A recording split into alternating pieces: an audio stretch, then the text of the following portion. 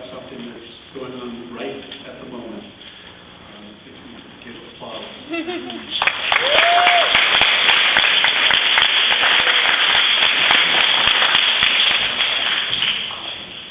I think one of the, although we can't verify this because it was so long ago, I think one of the first talks I ever did at a school was here at Cal State University of Long Beach because of Craig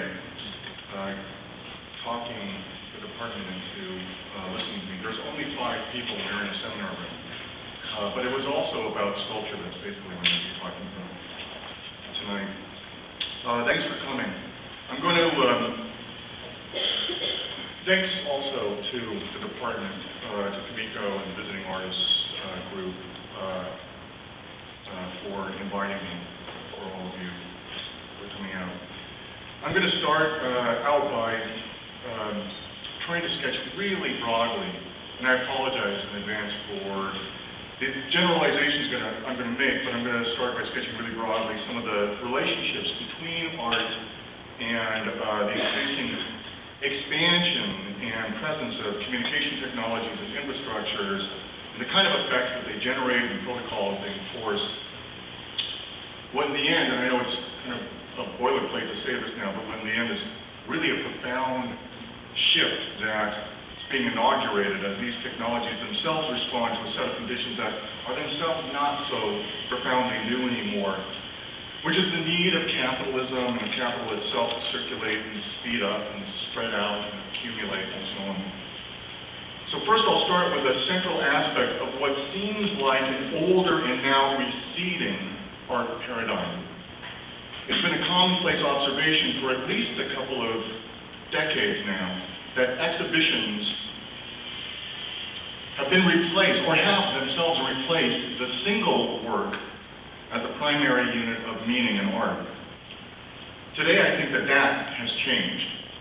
As Roberta Smith noticed in the New York Times last year, quote, solo shows that resemble group shows are becoming generic. At the extreme end of this tendency are artists who offer up their works and or shows as participatory architectures or platforms for other artists to operate within. You can think of Dave Muller's 3-Day Weekends, or Maurizio Catala and Ali Sabatnik's Wrong Gallery, or you can think of Philippe Perrineau and Pierre Huyghe's No Ghost Just a Shell project from a couple years ago, or you can think of Utopia Station, which was put together by Molly Nesbitt, and the artist Richard Terra-Venetia and Hans-Ulrich Obrist at the 2003 Venice Biennale.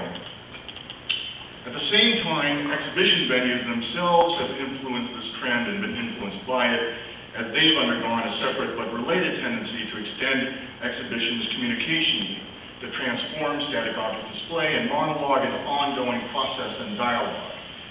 If not long ago, post-studio artists and curators had reached consensus that exhibition was the ultimate site of art. Today, the more common assumption is that art's actually about not exhibition so much as transmission and reception. It's about arts being transmitted to and from various sites and audiences or constituencies. So I'm referring here not only to the recent snowballing trend amongst museums to expand their facilities so as to accommodate larger and larger crowds of paying customers that they in turn increasingly pander to in order to cover the cost of such expansions.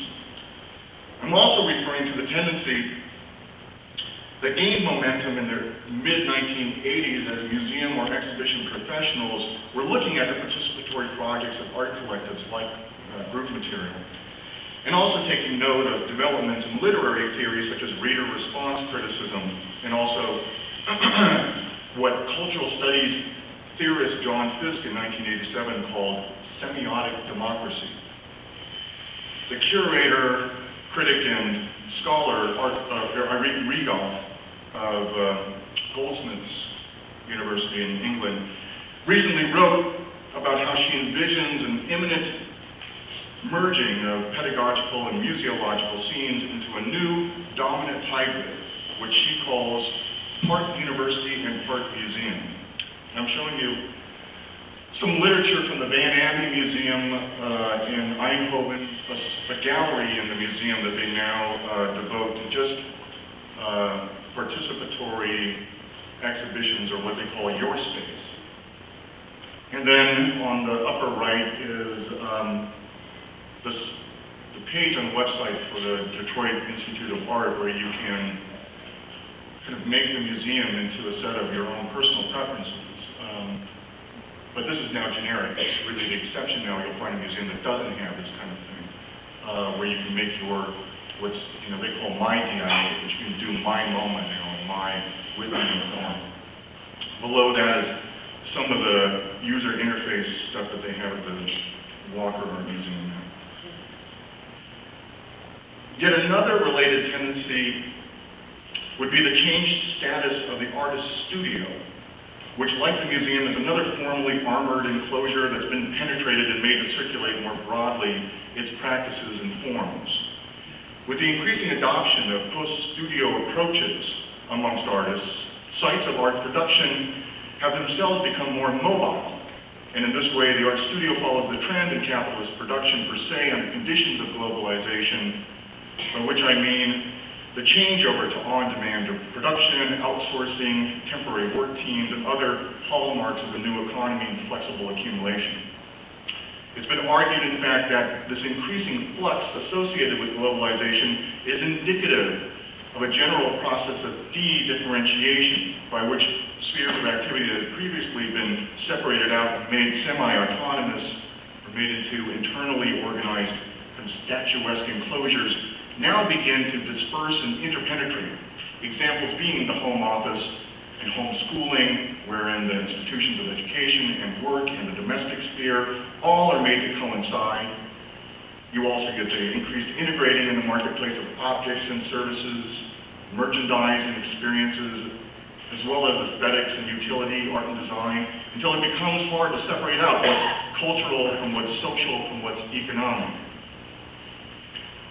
Along these lines, the studio and museum begin to fade today as emblems of a former division between the spheres of art production and consumption, and are superseded by more temporal, elapsing events, spaces of fluid interchange between objects, activities, and people, such as an international biennial or art fair, or a Rick Venetia meal, or a postgraduate residency, or MFA program like the one here at Cal State, where again, nothing stays in place for long. In all of these places, the turnover of actors and objects is constant.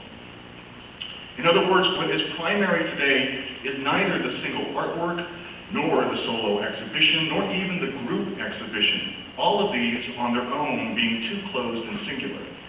What's replaced them in importance are the networks, the web of connections and transactions within which all of these things belong. The primary unit of meaning in art today is the network.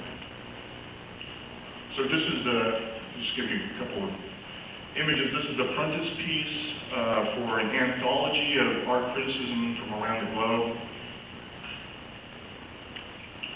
So that was recently published. I think it's called Art Planet.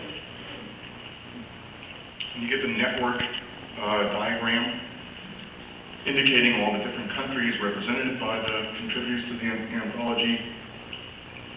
On the left is the front cover of Jorge Pardo's 1995, I think it was, retrospective that was hosted by both the MCA in Chicago and MoCA here in LA.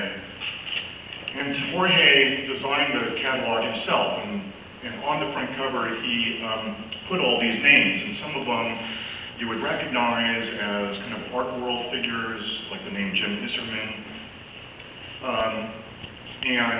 There's other names that you figure are his family members, because their last names are Pardo.